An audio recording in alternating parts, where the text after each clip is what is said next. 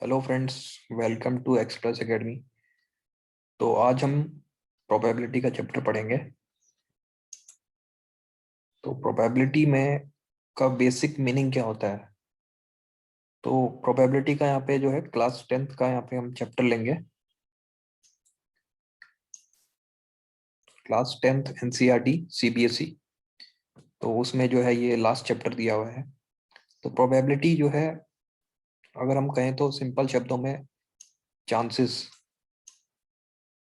तो कोई चीज अगर हो रही है तो वो किस तरीके से होगी, तो उस तो उसके कितने चांसेस हैं, तो वो प्रोबेबिलिटी होती है।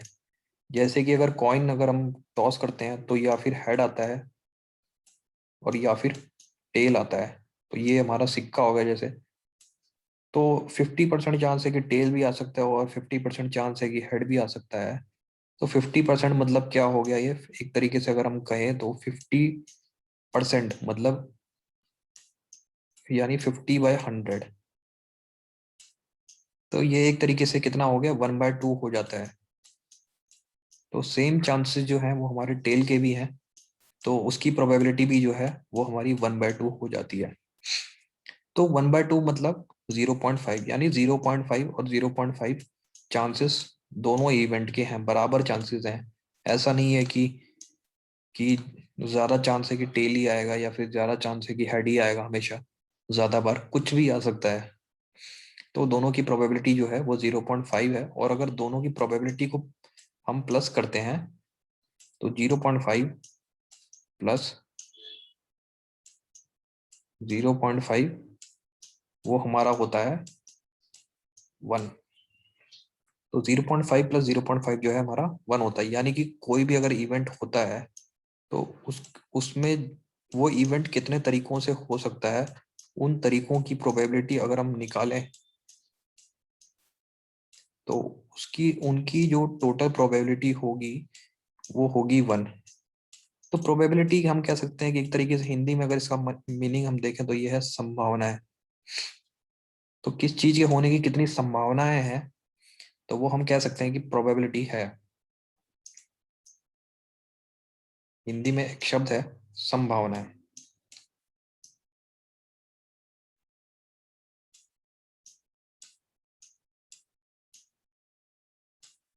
तो यहाँ पे ये सही से थोड़ा नहीं हो पा रहा है, तो आप जो मैं ओरली बोल रहा हूँ आप उसको नोट कर लीजिए।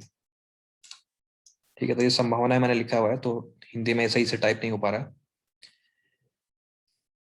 तो प्रोबेबिलिटी जो है, अब जो मैंने अभी कहा कि संभावनाएं, तो कितनी संभावनाएं है उस इवेंट की। तो मान लो जैसे टेल की यहाँ पे मैंने प्रोबेबिलिटी निकालनी थी तो उसकी 1/2 आई थी, या हेड की निकाली थी तो 1/2 आई थी। तो इसी तरीके से अगर मैं डाइस होता है, लूडो का डाइस होता है, उसमें जो है कितने पॉइंट आ सकते हैं, एक या फिर उसमें 1 आ सकता है, या फिर 2 आ सकता है, या फिर 3 आ सकता है, या फिर 4 आ सकता है, और या फिर 5 भी आ सकता है, या फिर 6 भी आ सकता है। तो उसमें जो है इनमें से कुछ भी आ सकता है लूडो के डाइस में। तो इनमें से तो 1 की प्रोबेबिलिटी कितनी होगी, 2 की कितनी होगी, 3 की कितनी होगी, ये हम कैसे निकालेंगे। तो ये हम निकालने का फॉर्मूला होता है कि पॉसिबिलिटी क्या क्या है, क्या क्या संभावना है। टोटल संभावना यहाँ पे 6 है, कुछ भी आ सकता है।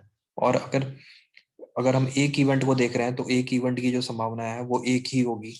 तो 1/6 यानी 1/6 यहाँ पे प्रोबेबिलिटी हो जाएगी। तो सबकी प्रोबेबिलिटी जो है वो हमारी सेम हो जाएगी, 1 की या 2 की, 3 की। तो सबकी बराबर संभावनाएं होगी 1/6। और इन 1/6 को अगर हम 6 बार प्लस करेंगे, यानी एक तरीके से कहें तो 6 बार इंटू करेंगे, तो वो हो जाएगा 1।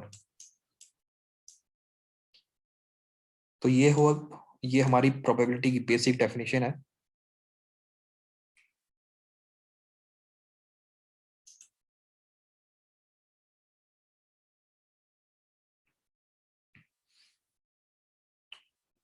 ओके, तो आगे देखते हैं। इसको मैं क्लियर कर देता हूँ।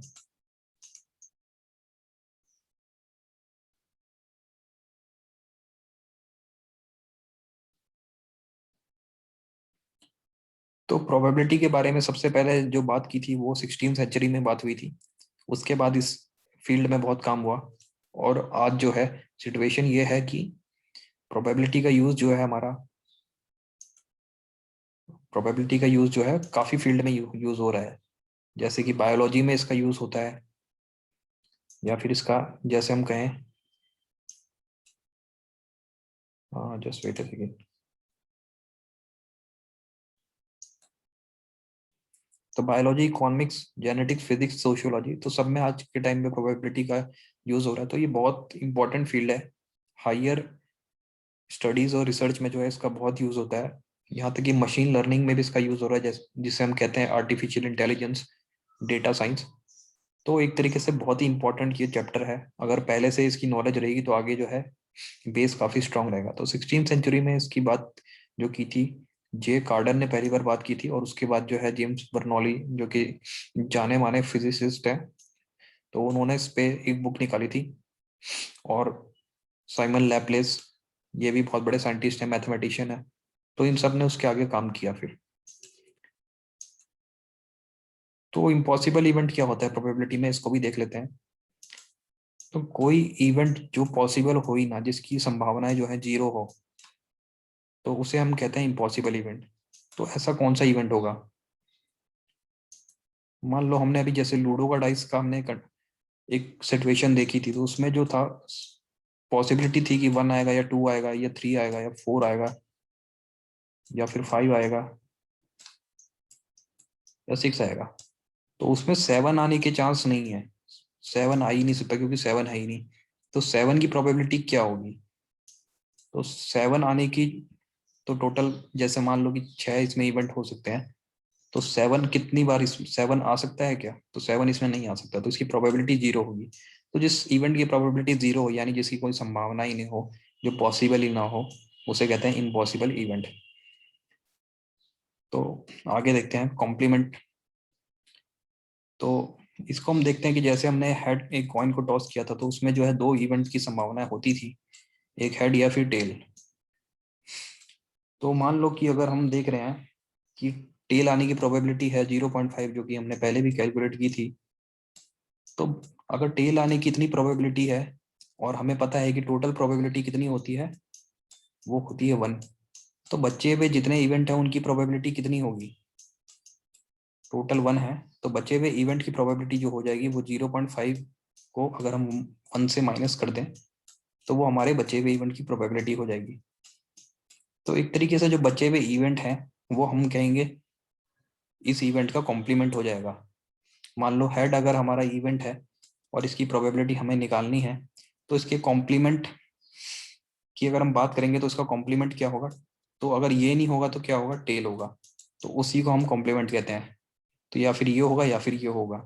तो अगर इसकी प्रोबेबिलिटी 0.5 है, तो इसकी प्रोबेबिलिटी जो है 1 से माइनस करके हम निकाल सकते हैं, तो वो भी है जो है 0.5 ही आएगी। तो ये हो गया कॉम्प्लीमेंट, और हमने पढ़ा इम्पॉसिबल इवेंट। अब आगे देखते हैं।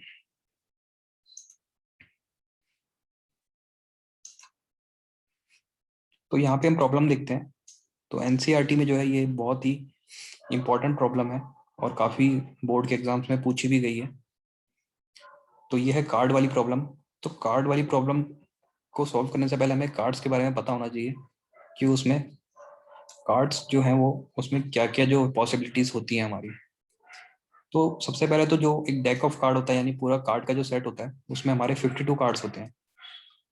52 कार्ड्स होते हैं। तो 52 कार्ड जो है वो हमारे किस में डिवाइड होते हैं? वो हमारे 4 टाइप्स में डिवाइड होते हैं। या फिर वो होंगे हार्ट, जो इस ऐसे दिल जैसा बना होता है, या फिर स्पेड, ऐसे जैसे ये पान का पत्ता होता है, या फिर जो होंगे वो डायमंड वाले कार्ड होंगे, या फिर जो है हमारे ये पेड़ जैसे। तो ये सारे जो कार्ड हैं ये 13 13 13 होते हैं। 13 13 13। तो 13 13 13 को 4 पर करोगे तो क्या होगा? 52 होगा।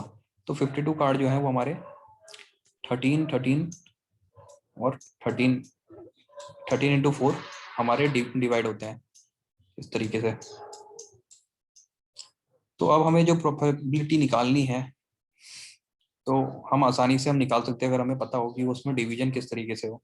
अगर हमें दिया गया है एस निकालना है, एस यानी कि जिसको हम इक्का भी कहते हैं, तो कितने एस होंगे? तो एस जो है वो, जैसे ये हर्ट है, हर्ट का एक एस होगा, और ये स्पेड जो हो गया उसका एक एस होगा, डायमंड का एक एस होगा, क्लब का एक स्पेस होगा, तो टोटल 4 स्पेस ये एस होते हैं। और टोटल कार्ड कितने होते हैं? 52 होते हैं। तो ये हमारी हो जाएगी प्रोबेबिलिटी। टोटल इवेंट्स कितने हो गए? 52।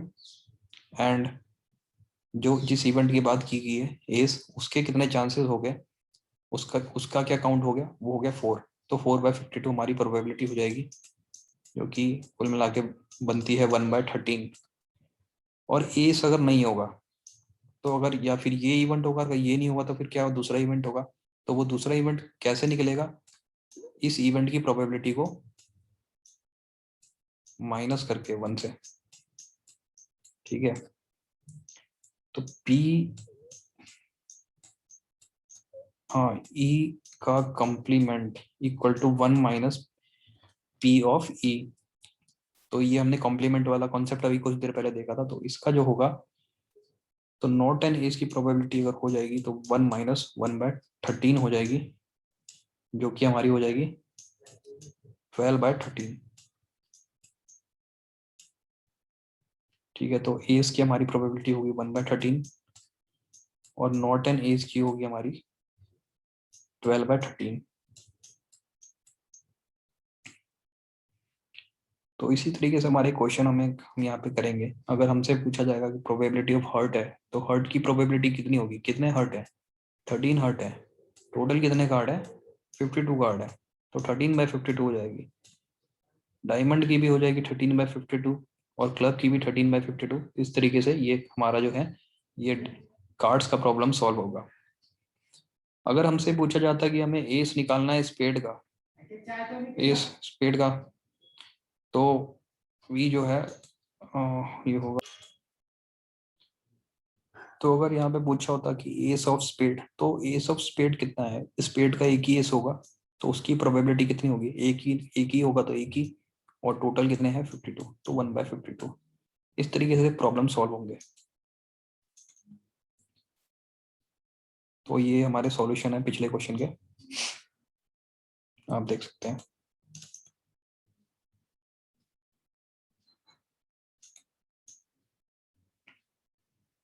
अब अगला क्वेश्चन करते हैं। यहाँ पे जो है, Harpreet tosses 2 coins simultaneously. 2 coins को यहाँ पे साइमल्टेनियसली टॉस किया जा रहा है। यहाँ पे एक कॉइन नहीं है, तो 2 कॉइन का हम कैसे करेंगे? तो प्रोबेबिलिटी क्या है? At least 1 head. तो पहली बात तो एटलीस्ट का मतलब पता होना चाहिए। एटलीस्ट, तो 2 कॉइन को टॉस हम कर रहे हैं, तो हमारा इस तरीके से पहली बात हम देखते हैं कैसे आ सकता है। या फिर दोनों में हेड है, या फिर पहले में हेड दूसरे में टेल, पहले में टेल दूसरे में हेड, या दोनों में टेल। तो इस तरीके से हमारे 4 पॉसिबिलिटी बनती हैं। तो अब इन्हें क्या चाहिए क्वेश्चन में? At least 1 head. तो एटलीस्ट 1 हेड मतलब कम से कम एक आना ही चाहिए। तो कम से कम एक इसमें होगा क्या? 2 हेड है तो कम से कम एक तो है। इसमें भी कम से कम एक है, इसमें भी कम से कम एक है। तो कम से कम एक हेड वाले जो इवेंट है वो 3 हो गए, और टोटल इवेंट कितने हो गए? 4 हो गए। तो 3/4 इज द प्रोबेबिलिटी, जो कि फाइनली बैठेगा हमारा 0.75। तो इस वीडियो में इतना ही। Thank you guys, and please like, share and subscribe. Thank you.